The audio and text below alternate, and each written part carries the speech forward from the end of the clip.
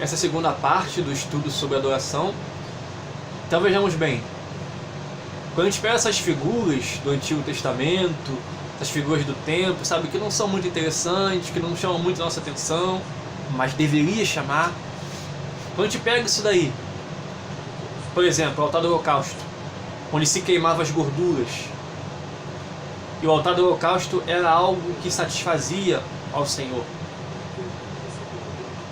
Isso reflete o que? Nós queimando a nossa gordura. Gordura aponta para o pecado. E aquele fogo daquele altar, ele tinha que arder continuamente. Era um fogo que ardia e queimava as gorduras. Ou seja, isso é o fogo do Espírito Santo que vai ardendo em nós, ardendo no nosso coração, nos levando a amar a palavra de Deus, nos levando a lutar contra a carne, a lutar contra o pecado. Quando você pega, por exemplo, o altar de incenso, onde o sacerdote ele tinha que queimar o incenso, ali pela manhã, né? De queimar o incenso aponta para o quê? Para a oração. Vamos até abrir um versículo aqui, versículo muito revelador, muito profundo aqui, olha. Está em Salmos. Salmo capítulo 141, verso 2. Olha só o que Davi diz aqui. No tempo da lei, no tempo de Davi, onde tinha o templo, o santuário. Salmo 141, verso 2. Suba a minha oração perante a tua face como incenso. Suba a tua oração perante a minha face como incenso. E as minhas mãos levantadas sejam como o sacrifício da tarde. Olha só. Quer dizer que aqui Davi está falando, Davi está tendo a revelação daqueles símbolos ritualísticos do templo. Ele está falando assim: suba a minha oração perante a tua face como incenso. Na lei de Moisés ordenava que pela manhã se queimasse o incenso e a fumaça subisse diante do Senhor. E isso aponta por quê? Para uma vida de oração. Toda vez que nós, hoje em dia, oramos ao Senhor, nós estamos queimando incenso, né? E o levantar das minhas mãos como sacrifício da tarde. Então olha a importância. Existe uma importância muito grande, irmão, no sacrifício da manhã e da tarde.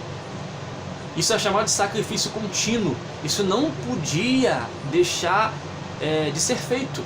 Os sacerdotes eles tinham que se empenhar em fazer o sacrifício da manhã e da tarde conforme a lei do Senhor ordenava. Eles não podiam falhar, né? Só que esse sacrifício da manhã como da tarde aponta para a nossa vida de oração e para a nossa adoração ao Senhor, o levantar de nossas mãos, que é adorar o Senhor e se render ao Senhor, né? Então você vê o altar do holocausto, você vê o altar do incenso, né? Você vê também aí o fato de acendermos a lâmpada, né? De mantermos a lâmpada acesa do candelabro, né? Um assunto que vamos tratar depois nos próximos vídeos. Mas o incenso, né? A questão do incenso, que representa a oração. Se você for em Lucas, capítulo 2, capítulo 1 na verdade, né? Quando um sacerdote chamado Zacarias, né? Que tinha uma esposa, que o nome dela era Isabel, ambos eram os pais de João Batista. Você vê que o sacerdote, né? Ele foi sorteado. Naquela vez ele tinha incumbência de entrar, né? Na presença do Senhor para oferecer o incenso a Deus, né? E naquele dia ele entrou diante do Senhor, ofereceu o incenso e todos estavam aguardando do lado de fora. E diz o texto que quando ele oferecia o incenso, o anjo Gabriel apareceu do lado dele. Na verdade, do lado direito, né? O texto vai falar assim, do lado direito do altar do incenso. Ou seja, o anjo Gabriel apareceu do lado direito do altar do incenso e diz assim: homem bem-aventurado, a tua oração foi ouvida. Ou seja, ele estava queimando incenso e o anjo apareceu para ele e falou assim: a tua oração foi ouvida. Então, irmãos, você vê a conexão, né, do incenso com a oração. Haja vista que naqueles dias, irmãos, se os sacerdotes não queimassem incenso, certamente eles estariam transgredindo a lei, estariam pecando diante da lei. O incenso tinha que ser queimado, a fumaça tinha que subir no incenso. E hoje em dia o incenso ele não pode deixar de ser queimado. Hoje em dia o fogo não pode ser apagado no altar do holocausto. Hoje em dia também as lâmpadas não podem se apagar no candelabro. Hoje em dia também os dois animais, tanto de manhã quanto de tarde, eles têm que ser oferecidos como sacrifício. E se você for na lei, o animal ele tinha que ser perfeito. O animal tinha que ser perfeito. Jesus Cristo foi o sacrifício perfeito, sim. Sacrifício pascual, bem como o bode da expiação, no dia da expiação, né? Isso aponta para o sacrifício de Cristo.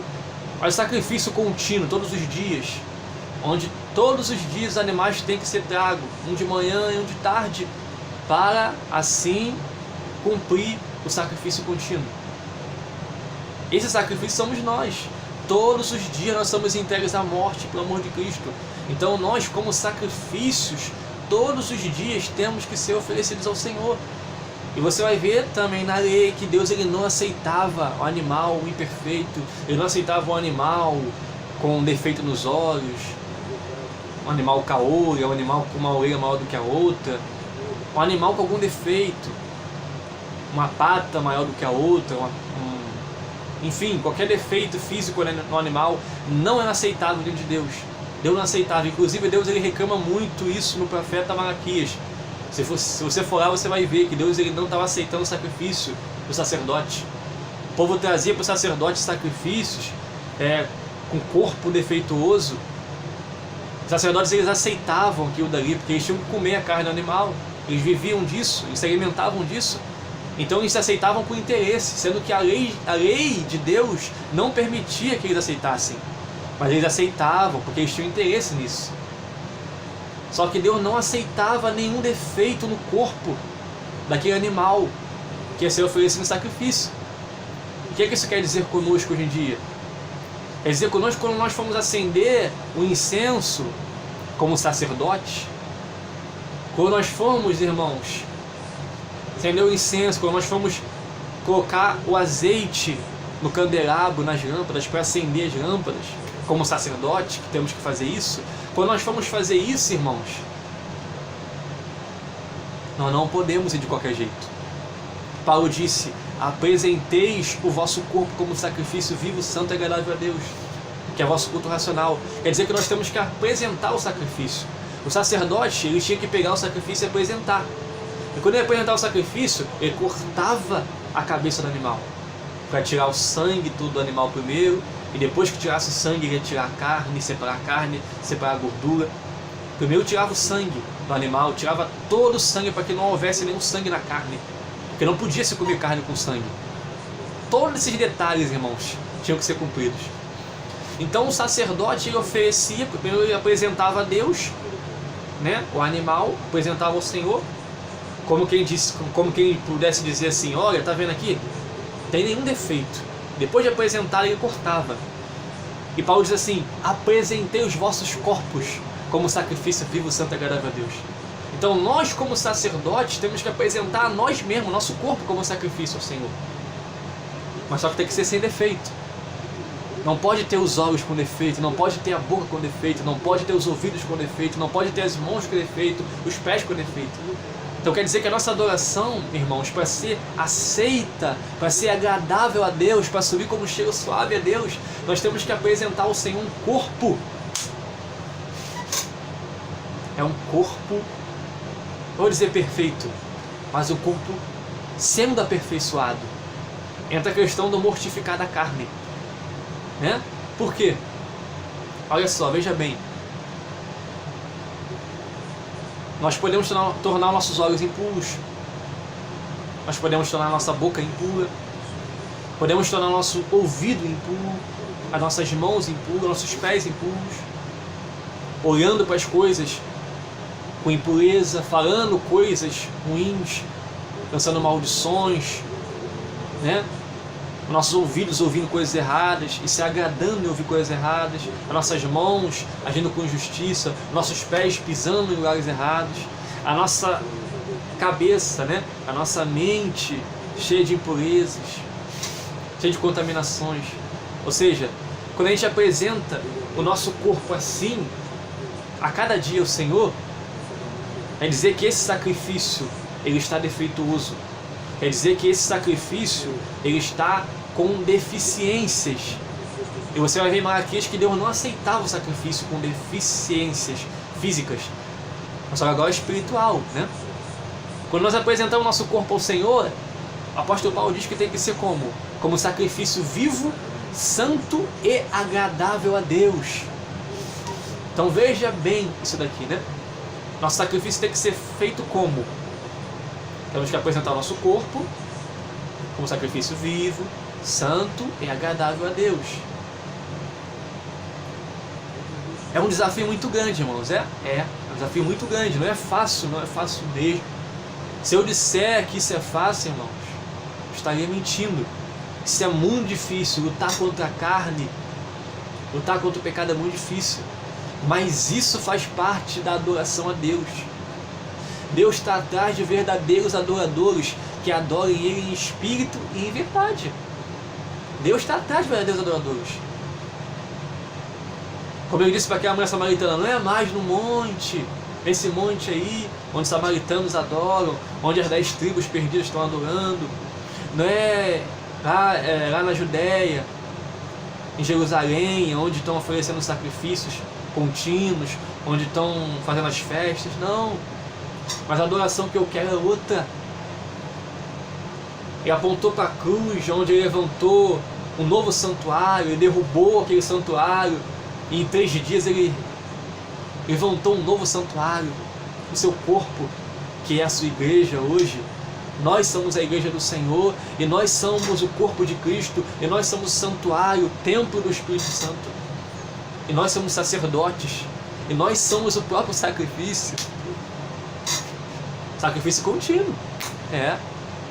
9 da manhã e 3 da tarde, os sacerdotes eles tinham que cumprir o sacrifício contínuo, acendendo incenso, preparando as lâmpadas, reparando o altar do holocausto. Eles tinham que manter isso continuamente ativo. Isso traz muitas revelações para nós, irmãos, muitas. Tomara que isso possa despertar a cada um dos irmãos para ler esses textos, ler no Levítico, ler no Êxodo. Vocês vão ver muitas coisas em relação a esses serviços no templo. Dá uma pesquisada na sua Bíblia. E isso vai ser ampliado na tua mente de forma muito poderosa. Você vai ver muitas coisas ali, e o Espírito Santo vai te mostrar muitas coisas que têm que ser aplicáveis em nossas vidas, mas no sentido espiritual. Porque você é sacerdote, eu sou sacerdote. Nós temos que oferecer um sacrifício agradável a Deus. E esse é o nosso culto racional. O nosso culto racional, o culto que Deus requer de nós é esse. E a gente sendo agradáveis a Deus com esse culto que nós temos que praticar, dia após dia, aí nós vamos chegar naquele outro culto, o culto coletivo, o culto que nós estamos com outros irmãos, e ali sim você vai poder entender realmente o que significa um culto, quando você está vivendo o culto verdadeiro aqui fora, né? Então são coisas muito poderosas. Eu estou falando isso em partes, tá? Eu devo fazer a terceira parte, estou falando cada uma em 15 minutos, vou fazer essa terceira parte, vamos falar sobre oração, essa terceira parte aí, né? Sobre o altar do incenso, né? Vamos falar de Daniel, vamos falar de Esdras. Eu creio que será muito profundo e muito edificante para os irmãos.